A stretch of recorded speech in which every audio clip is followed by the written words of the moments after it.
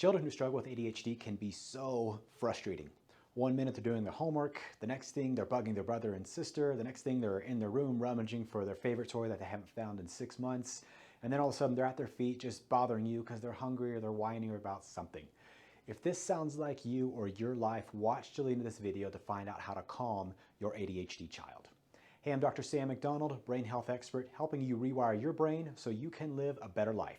If you love this content, make sure to like and subscribe so you get the notifications for each week's new video.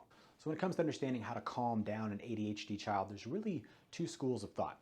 One school says, let's look at this from an outside-in approach where we'll take different strategies like medications, diet, supplementation, avoiding food dyes, glasses, special kinds of chairs, fidget toys, all these different things that are there to modify behavior.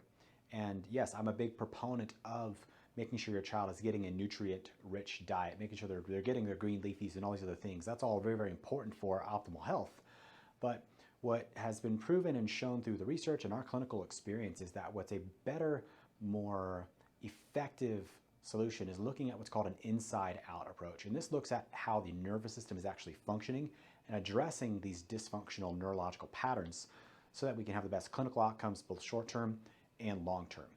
So when it comes to understanding the neurology and how the brain develops, we look at it from what's called a developmental lens. So understanding the brain grows from the bottom up and then it regulates everything top down. So when we're looking at this developmental blueprint, the first place we have to start are what are called primitive reflexes. So if you're not familiar with what primitive reflexes are, these are like the training wheels for the brain. So their whole job is to get you up and walking after that first year of life. So in that first year, we basically all have three real basic programs: eat, sleep, and poop. The primitive reflexes are there to help to drive brain growth and development. So going from an infant who has no ability to move to then a child can roll over, they can then push themselves up, they can turn their head, they can then start to crawl, they move to the cruising stage where they're using furniture or other things to be able to help them walk, eventually to being able to fully walk on their own without any kind of assistance.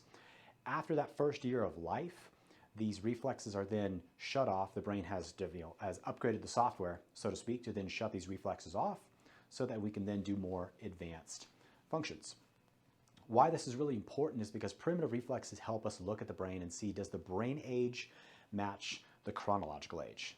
So these primitive reflexes live, so to speak, in the brainstem area, which is a very important area when it comes to the neurology because the brainstem is responsible for essential life functions like breathing, like measuring and modulating heart rate, and digestion. So the body sends information up through the spinal cord. It has to pass through the brainstem area, and this is really important because the brainstem then passes information on up into the rest of the brain. And if these primitive reflexes are still present, that means the brainstem is underregulated, which means it's underdeveloped, which is then it's going to start to send bad information, so to speak, to other areas of the brain. Kind of like playing the game telephone, where one message starts out the game, and then as the game progresses, that message is changed. A similar thing can start to happen when these primitive reflexes are present in the brain.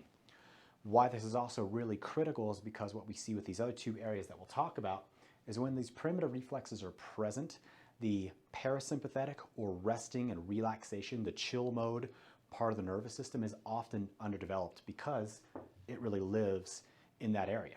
So when that brake pedal is not available, a child's brain will start to spiral and spin out, and all of a sudden they get into these other sensations and feelings of anxiety, problems focusing, not being able to wind down, that tired but wired feeling that is so common with ADHD. So the next area that we're going to talk about is going to be the limbic system. So the limbic system is where the fight or flight response really lives. So imagine being chased by a tiger.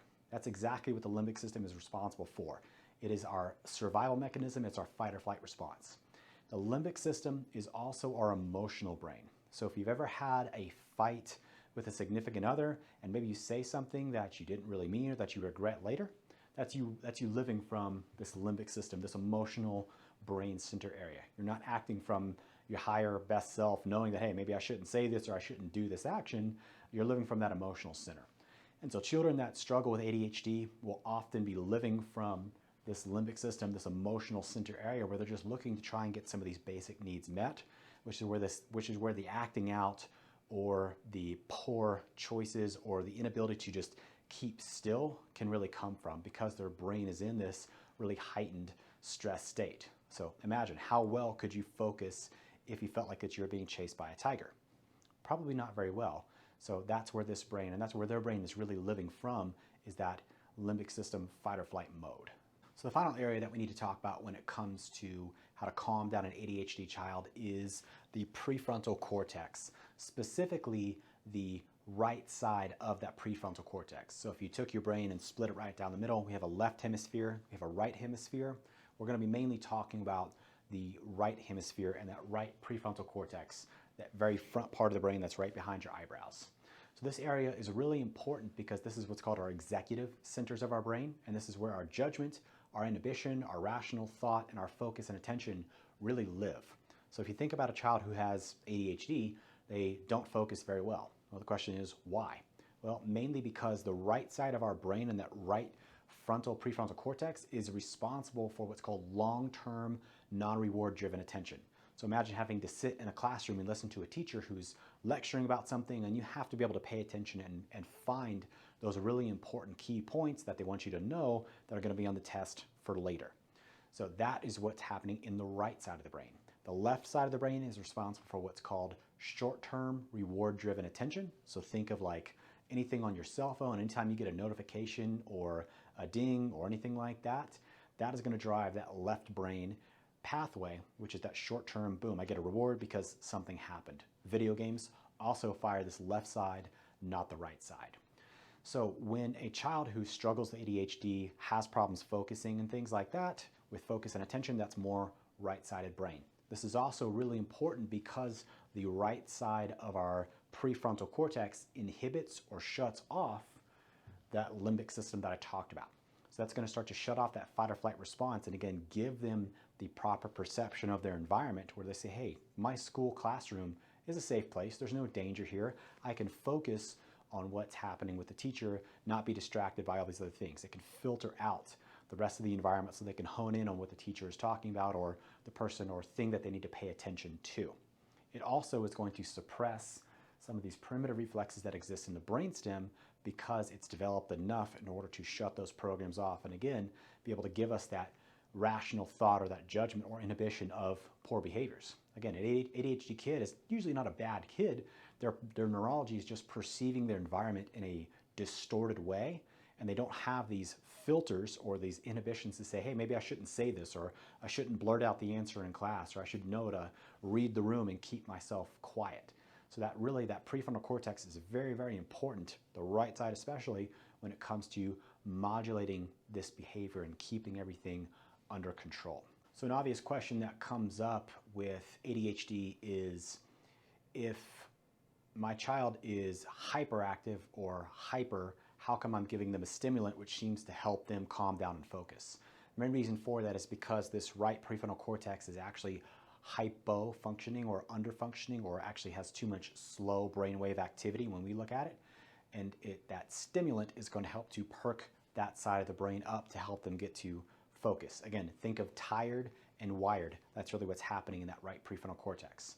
So again, there's always a time and place for medication, but understand there are also some risks and side effects that come with it. A lot of the struggles that we hear with parents are things like problems with appetite, problems with sleep. They're not able to wind down, especially if they're on some kind of extended use medication. They're taking it maybe later in the day, or it's just lasting too long. They're not able to wind down and get that good proper sleep that they need.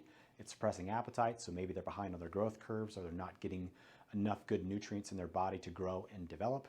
And unfortunately, long-term studies have shown that there's a big, strong correlation between ADHD and other mental wellness conditions like anxiety, depression, and even increased in suicidality. So in my opinion, I think it's good to look at some other alternatives that don't involve medication. Let's actually correct the underlying neurology so that you or your child can have the best possible outcomes for now and for the rest of their life. So on that note, you should be healthy by choice, not by chance. And for that reason, I will see you on the next video.